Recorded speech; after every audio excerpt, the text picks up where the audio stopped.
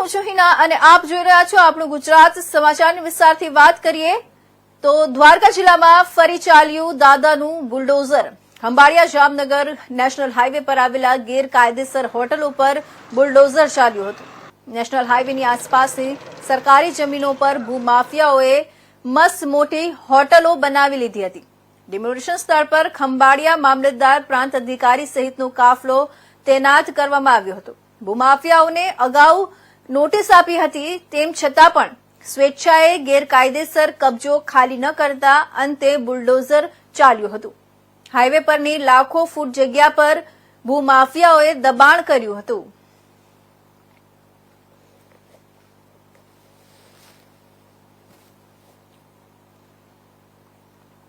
આજરોજ ખંભાળિયા તાલુકામાં આરાધના ધામ સામેના માંડા ગામના સરકારી ખરાબાના સર્વે નંબરમાં અંદાજિત 3-4 જેટલી મોટી દુકાનો, મોટી હોટલો, 10-12 જેટલી નાની દુકાનો અને ખુલ્લા પાર્કિંગ વાળી અંદાજે 1.5 લાખ ચોરસ ફૂટ જેટલી જગ્યા છે એ આજે વહીવટી તંત્ર દ્વારા પોલીસ વિભાગને સાથે રાખીને ખુલ્લી કરવામાં આવેલ છે। તમામ આસામીઓને અગાઉથી નોટિસ પાઠવેલી હતી અને દબાણ દૂર ન કરતા આજ વહીવટી તંત્ર દ્વારા તેમના પાકા મકાનો છે તો જૂનાગઢમાં કુંભ મેળામાં અમેરિકાના રાષ્ટ્રપતિ ટ્રમ્પને નિમંત્રણ આપવામાં આવ્યું છે।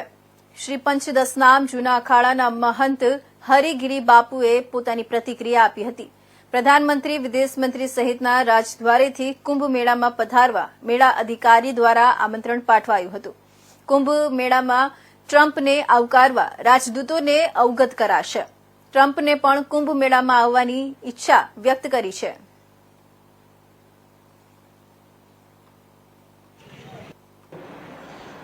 ऐसा है कि मतलब जो है कुंभ मेला 2025 जहां 40 करोड़ का आने का आगमन है और 40 करोड़ लोग आने वाले हैं, वहां ये समझिए कि वहां अमेरिका के राष्ट्रपति को निमंत्रण का देने की कुंभ मेला अधिकारी से अभी तो अखाड़ा प्रसंग में पहले प्रस्ताव पास होता है।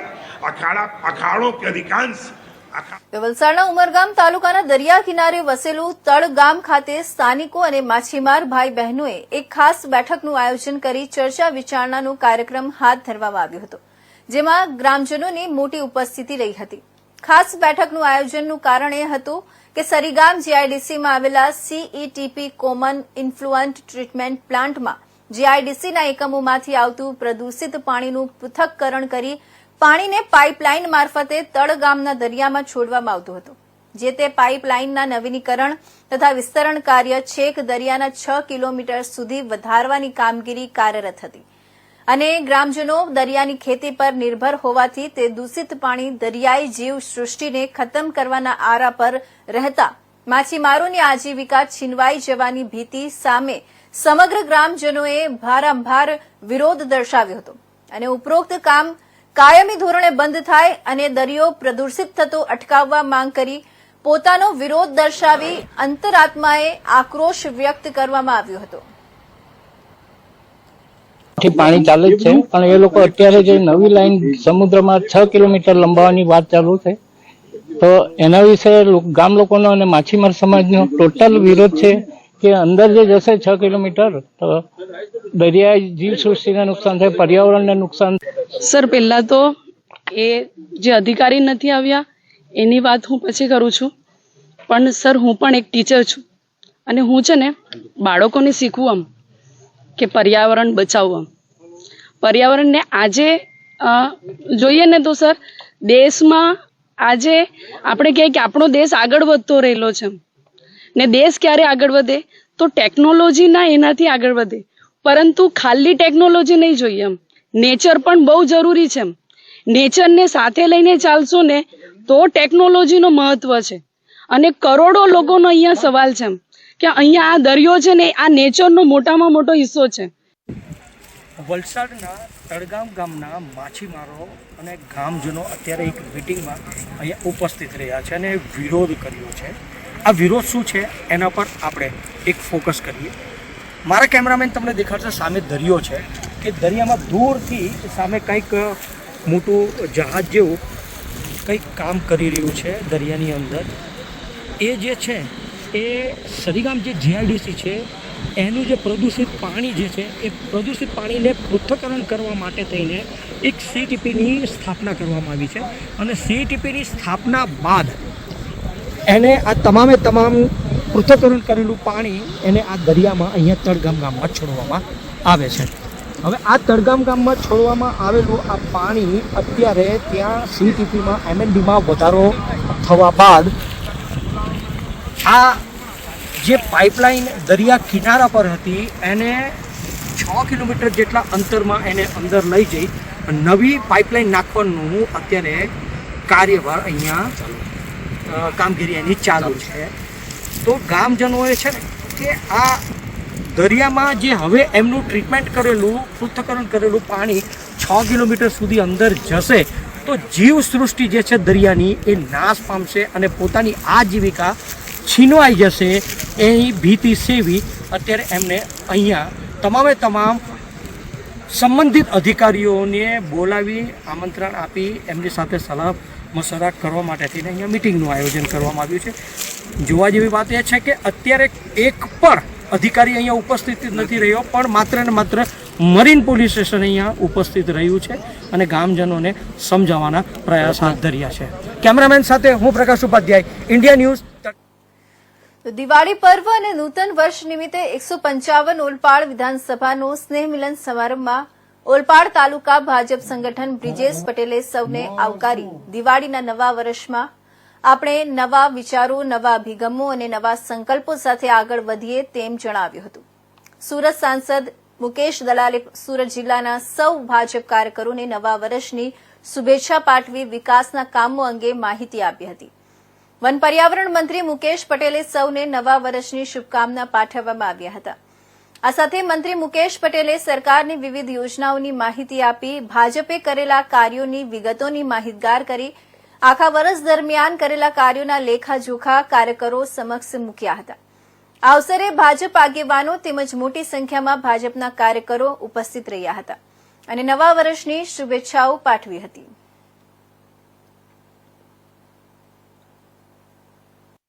નવા વર્ષની શુભકામના. આવનારું વર્ષ બધા માટે સુખી સંપન્ન જાય એવા ભગવાનને આજે પ્રાર્થના પણ કરી છે. આજે 155 ઓલપાડ વિધાનસભાના સ્નેહ મિલન સંમેલન રાખવામાં આવ્યું હતું.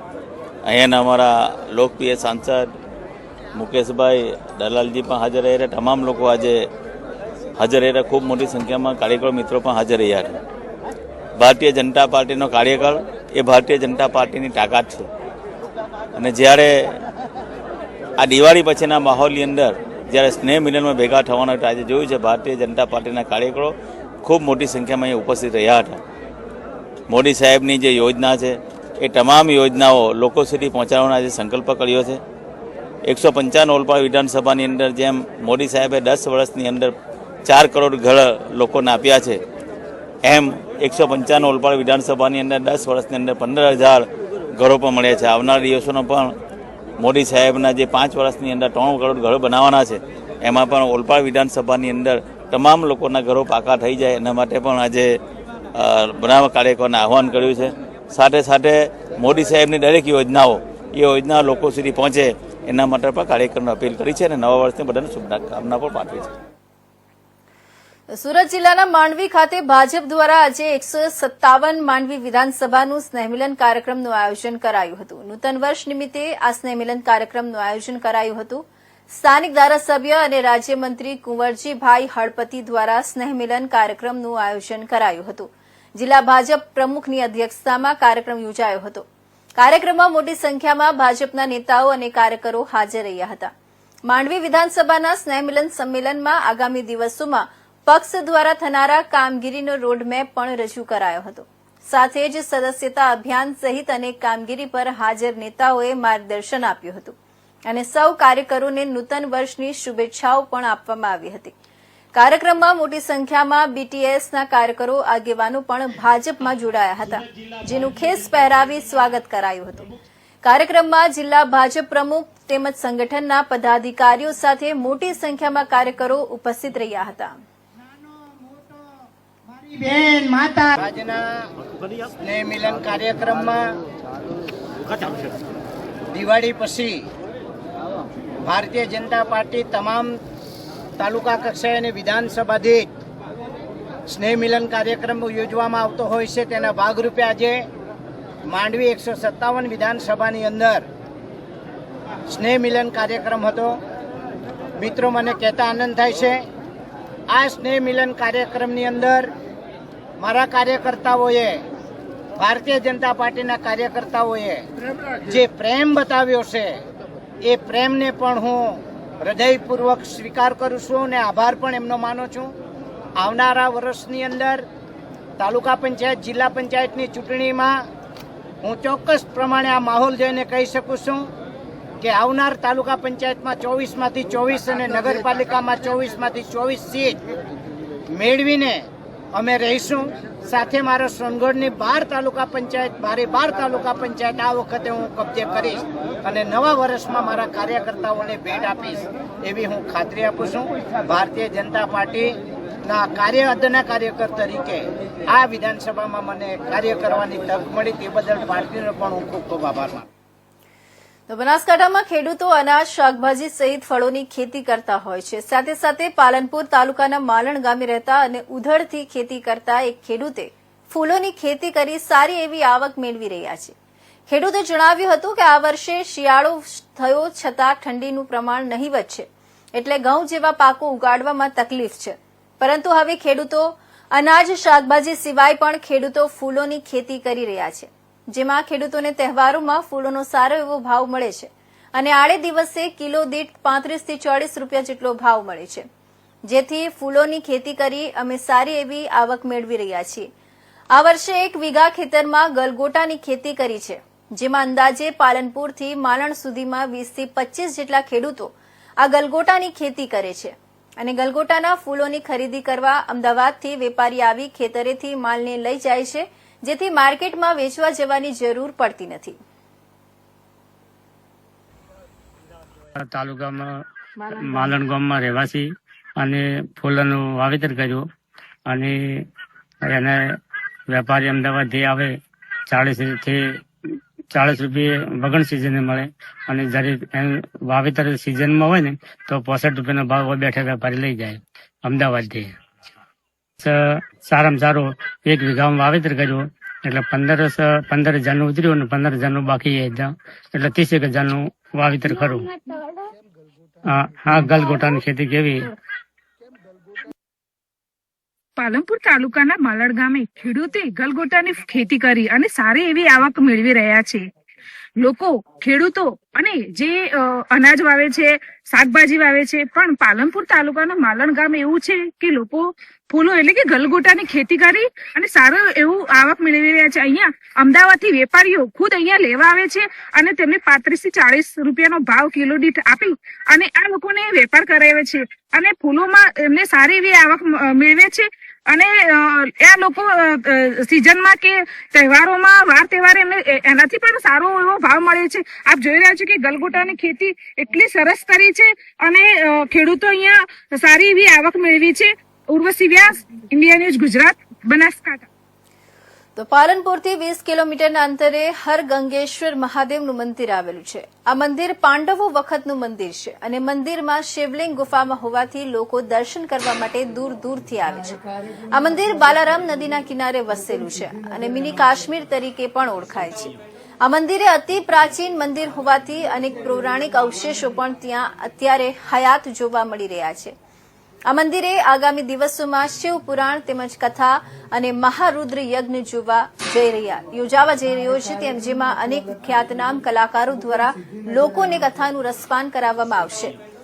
આ પ્રસંગે મહંત દયાલગીરી બાપુએ પણ તમામ ભાવિક ભક્તોને આમંત્રણ પાઠવ્યું છે. મહાદેવ કી જય. તમામ દેશવાસીઓને, ધાર્મિક જનતાને નૂતન વર્ષ અભિનંદન. પરમાત્મા આ વર્ષ બધાને માટે સુખદાયી નીવડે અને બધા જ આ વર્ષમાં બધા સુખી રહે, આનંદ કરે અને દેશનો ખૂબ આગળ વિકાસ થાય અને અહીંયા કઈ સુખાકારી વર્તે અને પરમાત્મા બધાને સુખી રાખે. બધાને શુભકામના. સાથે સાથે શ્રી હરગંગેશ્વર મહાદેવ મંદિર પાલનપુરથી 20 કિલોમીટર અંતરે આવેલો છે. અરાવલી ગિરી પર્વતમાળા મધ્યે આ મહાદેવ સ્થિત છે. પાંડવો દ્વારા સ્થાપિત છે કુદરતી ગુફાની અંદર એટલે કંદરાની અંદર શિવલિંગ છે અને અહીંયા નદીને કિનારે છે.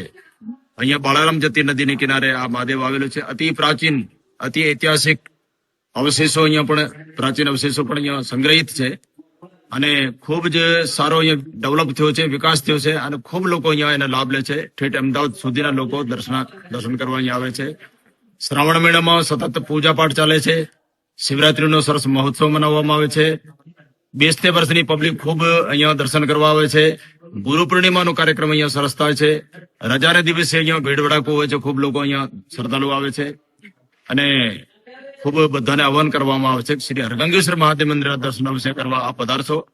ખૂબ જ પ્રાકૃતિક સુંદરતાને વચ્ચે અરાવરી ગિરી પર્વતમાં બાલોમાં એકદમ ગ્રીનરી, એકદમ ચારે તરફ હરિયાળી છે અને પહાડોના મધ્યમાં આ સ્થાન આવેલું છે. અમારે હરગંગેશ્વર મહાદેવ મંદિર હાથીદરા બેલ્ટને ઉત્તર ગુજરાતનો મિની કાશ્મીર કહેવામાં આવે છે. એટલે દર્શનનો લાવો લેવા જેવો છે. સાથે સાથે આગામી 23/12/2024 થી 30/12/2024 સુધી અહીંયા શિવ મહાપ્રાણ કથાનું આયોજન છે. સાથે મહારુદ્રી યજ્ઞ છે અને વિવિધ ક્ષેત્રોથી સંતો અહીંયા પધારશે. સંત સંમેલનનો પણ ભવ્ય કાર્યક્રમ છે અને ગુજરાતના ખ્યાતનામ કલાકારો દ્વારા અહીંયા રાત્રિ જાગરણ, ડાયરો, ભજન કીર્તનનો કાર્યક્રમ છે. 25/12/2024 ને દિવસે કીર્તિદાન ભાઈનો અહીંયા કાર્યક્રમ છે.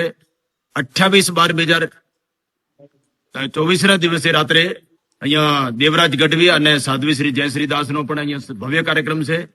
સતત 7 દિવસ કથા, 3 દિવસ યજ્ઞ અને વચ્ચે ગાળામાં સંત સંમેલન નિરંતર ચાલશે.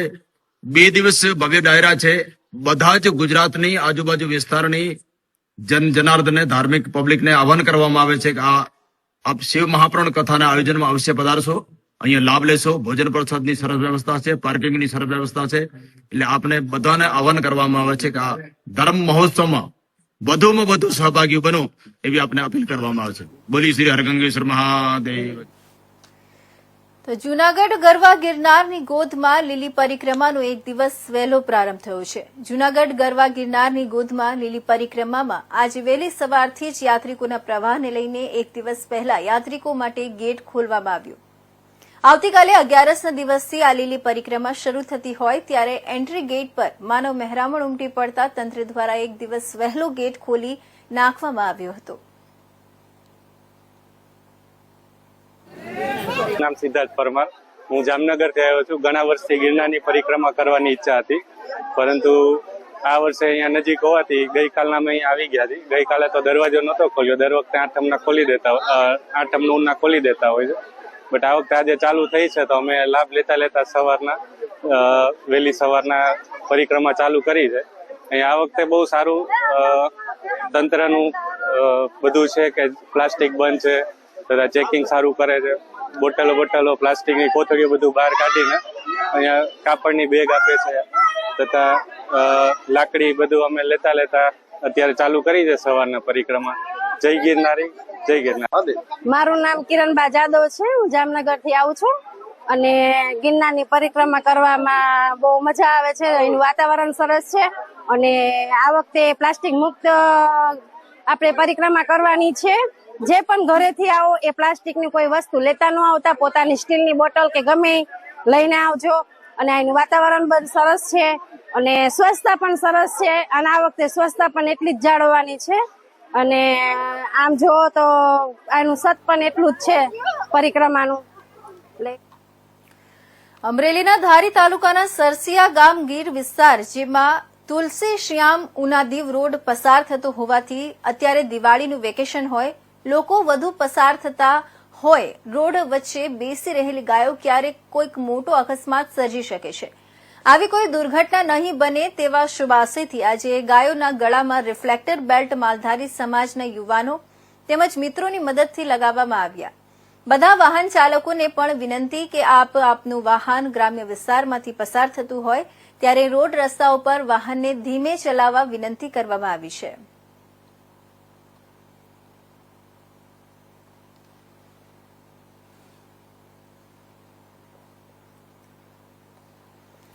લખપત તાલુકામાં આવેલા કચ્છના પ્રસિદ્ધ યાત્રાધામ દેશ દેવીમાં આશાપુરા માતાજીના સ્થાનક માતાના મઢમાં નૂતન વર્ષના આરંભ સાથે જ વહેલી સવારથી અહીં મોટી સંખ્યામાં યાત્રિકોએ માતાજીના દર્શન માટે લાંબી કતારો લગાવી હતી.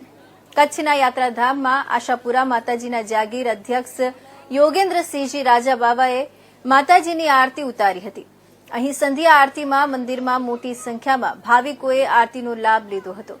નૂતન વર્ષના આરંભની સાથે જ અહીં મોટી સંખ્યામાં યાત્રિકોને લઈને બજારમાં પણ માનવ મહેરામણ ઉમટ્યો હતો. અંદાજિત લાખો યાત્રિકોએ માતાજીના ચરણોમાં શીશ ઝુકાવી આશીર્વાદ લીધા હતા. અહીં આવેલા મોટી સંખ્યામાં યાત્રિકોને લઈને જાગીર ટ્રસ્ટના રૂમો તેમજ અહીંના ગેસ્ટ હાઉસમાં પણ રહેવા માટે હાઉસફુલના પાટિયા લાગી ગયા હતા. માતાના મઢમાં આવેલા ભાવિકોએ બપોરે તેમજ સાંજે માતાના મઢ જાગીર ટ્રસ્ટના અન્ન ક્ષેત્રમાં ભોજન પ્રસાદનો લાભ લીધો હતો. દિવાળીના તહેવારને લઈ યાત્રિકોની ભારે ભીડ જોવા મળી હતી. કચ્છ બહારથી આવતા યાત્રાળુઓ માટે જાગીર ટ્રસ્ટ દ્વારા રહેવા અને પ્રસાદની વ્યવસ્થા પણ કરવામાં આવી છે.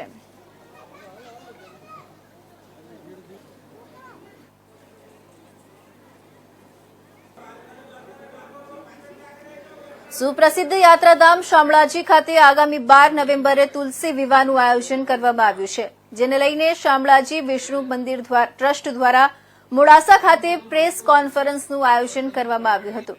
મોડાસાના રેસ્ટ હાઉસ ખાતે યોજાયેલી પ્રેસ કોન્ફરન્સમાં આગામી શુક્લ એકાદશીના રોજ કરવામાં આવેલા કાર્યક્રમોની વિગતવાર માહિતી આપવામાં આવી હતી. તુલસી વિવાહના દિવસે ગૃહ શાંતિ, વરઘોડો અને લગ્ન વિધિ સહિતના કાર્યક્રમો યોજાશે. આ દિવસે શામળાજી મંદિર ખાતે વિવિધ ભક્તિસભર કાર્યક્રમો યોજાશે.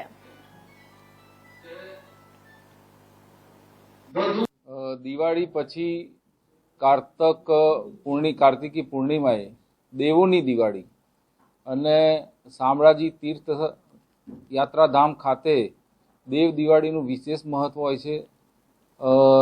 દેવ ઉઠી એકાદશીના દિવસે ભગવાન વિષ્ણુ એમની સૈયામાંથી જાગે છે.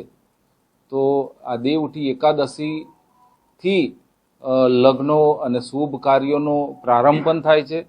દેવ ઉઠી એકાદશીના દિવસે શામળાજી વિષ્ણુ મંદિર ખાતે તુલસી વિવાહનો ભવ્ય કાર્યક્રમનું આયોજન થાય છે. આ વખતે મંદિર ટ્રસ્ટ દ્વારા તુલસી વિવાહના ભવ્ય કાર્યક્રમનું આયોજન કરવામાં આવ્યું છે. આ વખતે મંદિર ટ્રસ્ટ પોતે જ આ કાર્યક્રમ કરી રહ્યું છે. તેરસના દિવસથી રાત દિવસ. તો રાજ્યના જળ સંપત્તિ અને પાણી પુરવઠા મંત્રી કુંવરજી બાવળિયાના હસ્તે જસદણ તાલુકાના રામળિયા ખાતે પેટા આરોગ્ય કેન્દ્રનું ખાતમુહૂર્ત કરવામાં આવ્યું હતું. આ પેટા આરોગ્ય કેન્દ્રની રામળિયા ગામની સાથે ગઠડિયા, જામ, ખડવા, વડી સહિતના ગામોના આશરે 10,000થી વધુ લોકોને આરોગ્યલક્ષી સુવિધા મળશે. મંત્રી કુંવરજીએ આ પ્રસંગે આયોજિત જનસભાને સંબોધતા કહ્યું હતું કે આરોગ્ય, શિક્ષણ તથા સિંચાઈના કામોમાં જસદણ, વિંછિયા પંથક સમગ્ર જિલ્લામાં અવ્વલ છે. તેમણે કહ્યું હતું કે આશરે 27 લાખના ખર્ચે તૈયાર થનારા આરોગ્ય કેન્દ્રમાં પ્રાથમિક સ્તરની તમામ આરોગ્ય સારવાર મળશે.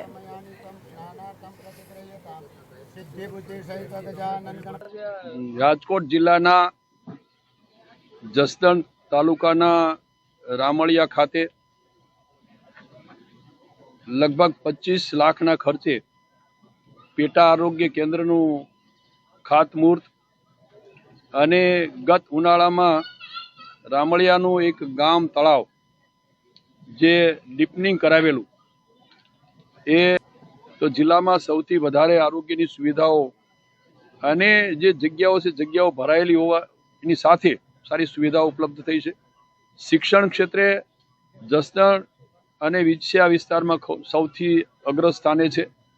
આવતા દિવસોમાં જસદણ અને વિંછિયા વિસ્તારને એક સર્વાંગી રીતે વિકાસ થાય એ રીતેનો પ્રયત્ન આ વિસ્તારના ધારાસભ્ય.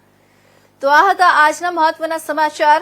નવા સમાચાર માટે જોતા રહેજો ઇન્ડિયા ન્યૂઝ ગુજરાત. ત્યાં સુધી રજા આપશો. નમસ્કાર.